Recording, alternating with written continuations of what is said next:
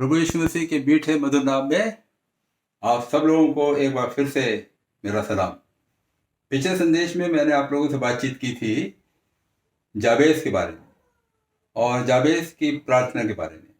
इसको मैं 2-3 हिस्सों में बांटते हुए आपके सामने फिर से परमेश्वर के वचन में इसमें बांटूंगा और फिर से आपके सामने पढ़ूंगा पहला इतिहास और उसका 4था अध्याय और उसका 10 पद। याबेस ने इस्राएल के परमेश्वर को ये कहकर पुकारा कि भला होता कि तू मुझे सचमुच आशीष देता, मेरा देश बढ़ाता और तेरा हाथ मेरे साथ रहता और तू मुझे बुराई से ऐसा बचा रखता कि मैं उससे पीड़ित ना होता। तो यहाँ पर ये याबेस की प्रार्थना है जिसके बारे में पिछले संदेश में मैंने आपसे बातचीत की थी और आपको बताया था कि याबेस बहुत भयंकर तरीके से निराश और हताश हो गया था और उसके पास कोई रास्ता नहीं था कि वो क्या करे, क्योंकि परिवार की बैकग्राउंड बुरी थी, पिता उसके साथ था नहीं, माता हताश थी। तो उसको अब क्या करना चाहिए था? परमेश्वर की तरफ आए, किस तरीके से अपने समाज के अंदर वो फिर से रुतबा हासिल कर सके, ये उसके लिए बहुत बड़ी समस्या थी। और मैं और आप भी ऐसी समस्या से गुजरते मित्रों। जब हम दुखी होते हैं, परेशान होते हैं, निराश होते हैं और ऐसी वाली हालत में जिससे हम सब गुजर रहे हैं इस वक्त, लॉकडाउन की हालत में होते हैं, तो कुछ ऐसी स्थिति हमारी हो जाती है जैसी याबेस की हुई थी। बहुत सी बार जो याबेस के संग गुजरा, बहुत सी बार बिल्कुल वैसा ही हम में से बहुत से लोगों के साथ हो जाता है। बहुत से लोगों के बाप उनको छोड़कर हमेशा के लिए दुनिया से चले जाते हैं। वो जब जवानी की हालत में होते हैं तो बाप की मृत्यु हो जाती है, फादरलेस हो जाते हैं, बिना पिता के होते हैं। या फिर उनका पिता उनके घर को छोड़ के चला जाता है, अपनी जिम्मेवारी को समझता नहीं है और घर को छोड़ के चले जाता है, बच्चों को छोड़ के चले जाता है, क्योंकि रिस्पॉन्सिबल बाप नहीं होता वो। कुछ हालत में ऐसा होता है कि बाप माँ को और बच्चों को ही घर से निकाल देता है। माँ और बच्चे बेघर हो जाते हैं, बच्चे बिना पिता के हो जाते हैं और संकट की स्थिति में आ जाते हैं, तनाव की हालत में आ जाते हैं, डिप्रेशन हो जाता है, मानसिक तनाव बढ़ जाता है और बहुत सी बार तो अकेलापन भी हो जाता है। इस अकेलेपन की हालत में, तन्हाई के आलम के अंदर फिर इंसान क्या करे क्या ना करे, ऐसी समस्याओं से जूझता है इंसान। जाबेस के साथ कुछ ऐसा ही हुआ और उसने अब ये सोचा कि इन समस्याओं का उत्तर क्या है, अब मैं करूं क्या। तो उसने जो उत्तर निकाला, जो सोच समझकर उसने ये निश्चय लिया कि अब मेरे पास कोई चारा नहीं है, मैं अब परमेश्वर के पास आऊंगा और परमेश्वर से प्रार्थना करूंगा।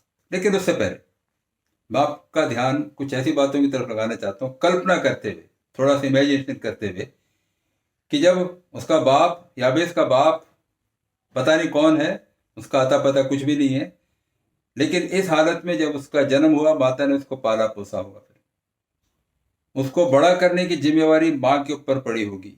बहुत सी बार जब ऐसी वाली हालत हो जाती है, मैंने भी आपको बताई है, तो माँ का रोल एक बाप के रोल की तरह हो जाता है। माँ अपने बच्चों का पालन पोषण एक माँ और पिता दोनों के रूप में करती है। ये व्यक्ति जो इररिस्पॉन्सिबल है, बिल्कुल जिम्मेवारी को समझता नहीं है, एक ऐसी औरत से शादी कर लेता है जो जिम्मेदार औरत है, समझदार औरत है, और वो औरत, वो माँ जो है, अपने पूरे घर को फिर वो संभालती है। माँ पूरी सोसाइटी के अंदर खड़ी होती है, समाज में खड़ी होती है, सारी जिम्मेवारी को लेती है और स्ट्रगल करती है और अपनी फैमिली को मेंटेन करती है, संभालती है और अपने बच्चों की परवरिश करती है। शायद ऐसा ही कुछ याबेस की माँ ने किया होगा।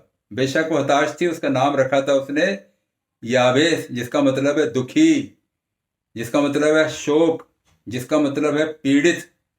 उसका नाम ऐसा रखा गया। थोड़ी देर के लिए कल्पना कीजिए आप कि जब ये स्कूल गया होगा, बच्चों ने बोला ओ याबेस, दुखी, पीड़ित, तकलीफ वाला, हंसी उड़ाते होंगे।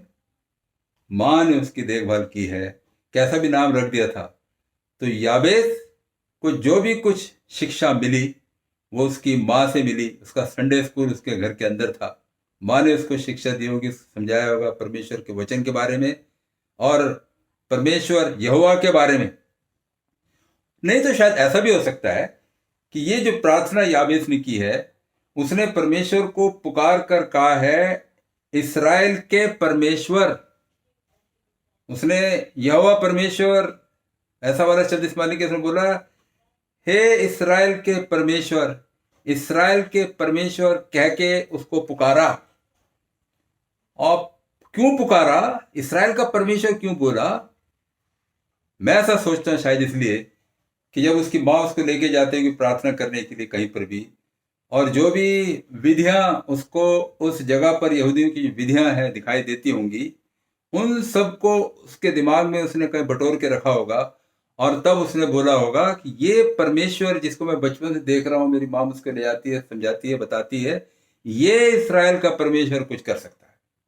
इसलिए उसने परमेश्वर से प्रार्थना की। उसकी प्रार्थना पर आप ध्यान देंगे तो 5 बार उसने शब्द इस्तेमाल किया है, मुझे आशीष दे, मेरे देश को बढ़ा, मेरे साथ रह, मुझे बुराई से बचा। 5 बार मैं और मेरा शब्द उसने इस्तेमाल किया। इसको पढ़ने से ऐसा लगता है कई बार कि बहुत ही स्वार्थी प्रार्थना है ये, लेकिन अजय तो ये स्वार्थी प्रार्थना नहीं है। ये एक बहुत ही व्यक्तिगत प्रार्थना है। एक टूटा हुआ, हताश, निराश व्यक्ति जवानी की हालत में अब इस्राएल के परमेश्वर के पास आया है और इस्राएल के परमेश्वर से अब वो प्रार्थना करता है। तो आज के संदेश में इन प्रार्थनाओं पर मैं आपका ध्यान आकर्षित करना चाहता हूं और अगले संदेश में क्या शिक्षा मिलती है मुझे और आपको, उस पर आपका ध्यान लगाऊंगा। पहली प्रार्थना जो उसने परमेश्वर की, 4 प्रार्थना, उसकी 4 प्रार्थना, प्रेयर रिक्वेस्ट 4 हैं। पहली जो प्रार्थना है वो ये है कि तू मुझे आशीष दे, God bless me, O God of Israel bless me, ये उसकी प्रार्थना है। ब्लेस मी, ब्लेस मी का मतलब क्या है? मुझे बरकत दे खुदा, मुझे आशीष दे खुदा। Bless my family, bless my pastor, bless my friend, मेरे बच्चों को बरकत दे, मेरे परिवार को बरकत दे, मेरे पादी साहब को बरकत दे। ये वाली हम लोग प्रार्थना करते हैं, मेरे घर को ब्लेस करो पादी साहब, है ना, bless me, bless the Lord. ये ब्लेस का मतलब क्या जब वो ये कह रहा है? और जब हम कहते हैं कि खुदा तू मुझे बरकत दे, तो इसका मतलब क्या है? इसका जो गहरा मतलब है ना मित्रों, वो ये नहीं कि मुझे कार, बंगला इत्यादि दे दे। इसका मतलब है कि मेरा आंतरिक संबंध परमेश्वर से हो जाए, परमेश्वर से बिल्कुल घनिष्ठ संबंध मेरा हो। यावे से कह रहा है कि मैं परमेश्वर को जानूं, मेरा इस परमेश्वर से व्यक्तिगत रिश्ता हो जाए और मैं इसको बहुत अधिक जानता जाऊं। ये मतलब है गॉड ब्लेस मी, खुदा तू मुझे बरकत दे। जावेस बिल्कुल नौजवान व्यक्ति, तनाई के आलम में है, अकेला है, सोसाइटी में उसका रुतबा बहुत खराब है, एक तरीके से नेग्लेक्टेड व्यक्ति है वो। लेकिन अब उसके मन के अंदर क्या इच्छा पैदा हो रही है कि लोग उसको अप्रिशिएट करें, उसकी सराहना करें, सोसाइटी में उसका कुछ रुतबा हो जाए और वो परमेश्वर से घनिष्ठ संबंध रख सके। इस इस्राएल के परमेश्वर को जिसने उसको बचपन से देखा है, अब व्यक्तिगत रूप से उसको जाने और समझे। तो पहली प्रार्थना उसकी ये है कि उसका रिश्ता परमेश्वर से घनिष्ठ हो जाए। मेरा और आपका रिश्ता घनिष्ठ होना जरूरी है। पहले हम बरकत तो मांगते हैं खुदा बाप से, कोई रिलेशनशिप खुदा बाप से कुछ नहीं है। गॉड ब्लेस मी, गॉड मुझे कार दे दे, खुदा मुझे बंगला दे दे, खुदा मुझे अच्छा बच्चा दे दे, मेरे परिवार ठीक ठाक हो जाए, मेरे बच्चों की शादी अच्छी जगह हो जाए, यही सोचते हैं हम लोग, ज्यादातर लोग ब्लेस का मतलब। लेकिन आंतरिक मतलब जो बाइबल हमें सिखाती है वो ये है कि हमारा व्यक्तिगत रिश्ता परमेश्वर से बन जाए। दूसरी जो उसकी प्रार्थना है, याबेस ने जो दूसरी प्रार्थना की है वो ये है, मेरे देश को बढ़ा। अंग्रेजी में है इनलार्ज माई बॉर्डर्स, मेरी सीमाओं को बढ़ा। परमेश्वर तू मेरे देश को बढ़ा, मेरी सीमा को बढ़ा। लेकिन हम याबेस से सवाल पूछे, याबेस तेरे पास लैंड तो है नहीं, जमीन तो तेरे पास है नहीं, जगह तो तेरे पास है नहीं, कौन सी सीमा को बढ़ाने की बात कर रहा है, कौन से बॉर्डर को बढ़ाने की बात कर रहा है? क्या कह रहा है याबेस परमेश्वर से?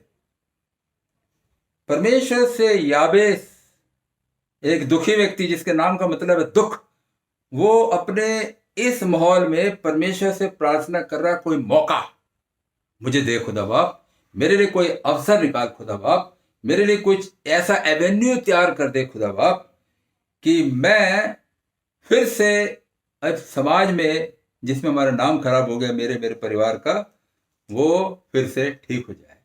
हमारी प्रार्थना खुदा बाप से ये होनी चाहिए, खुदा बाप मुझे मौका दे, मुझे अवसर दे, एक चांस मुझे दे खुदा बाप। उसकी प्रार्थना है कि उसका परिवार जो टूट फूट गया है वो ठीक रास्ते पर आ जाए। टूटे फूटे स्थानों को बनाने के लिए मुझे और आपको परमेश्वर ने चुना है। जो बना बनाया है उसको तोड़ने के लिए नहीं चुना है, जो टूट गया है उसको बनाने के लिए। तो यहां पर ये प्रार्थना कर रहा है कि जो मेरी विरासत खो गई, जो मुझे मौके नहीं मिले थे खुदा बाप, वो परमेश्वर तू मुझे दे दे। ऐसे माहौल में जहां पर सब कुछ लूट गया है, प्यारे परमेश्वर तू मेरी सीमा को बढ़ा और मुझे मौके दे, ताकि मैं अपने जीवन से तेरी तारीफ और तेरी प्रशंसा कर सकूं। यहां पर हम लोगों की जिंदगी के अंदर, हमारे जीवन के अंदर क्या होता है कि हम बहुत सी बार अपनी परिस्थितियों के गुलाम बन जाते हैं। बहुत सी बार ये परिस्थितियां, ये रीति रिवाज हम लोगों को जकड़ लेते हैं। बहुत सी बार ये परिस्थितियां हमें बहुत कमजोर बना देती हैं। बहुत सी बार ये तमाम जितनी भी घटनाएं जिंदगी में घटती हैं, बहुत सी बार उन घटनाओं के हम गुलाम बन जाते हैं। उनका मानो हमारे चारों तरफ एक दायरा बन जाता है। उस दायरे से हम लोग निकलना नहीं चाहते, निकलने की इच्छा भी नहीं रखते। हमें लगता है कि अब कुछ नहीं होगा, इट इज नॉट पॉसिबल। लेकिन यहां पर ये नौजवान व्यक्ति परमेश्वर से, इस्राएल के परमेश्वर से प्रार्थना करता है, Lord give me an opportunity, Lord open the door for me, Lord do something. वो अपॉर्चुनिटी के लिए, मौके के लिए मुझे और आपको दुआ करनी मित्रों। डरना नहीं है, घबराना नहीं है। आखिर में तो उसके बारे में बताया गया कि उसने जो कुछ मांगा परमेश्वर ने उसे दे दिया। Whatever he asked, God granted। चार बातें, चारों की चारों परमेश्वर ने ओके डन, जावेद गो। अगली दो प्रार्थनाओं पर आपका ध्यान मैं अगले संदेश में आकर्षित करूंगा, लेकिन आज आपको यहां पर यह कहकर संदेश समाप्त करना चाह रहा हूं।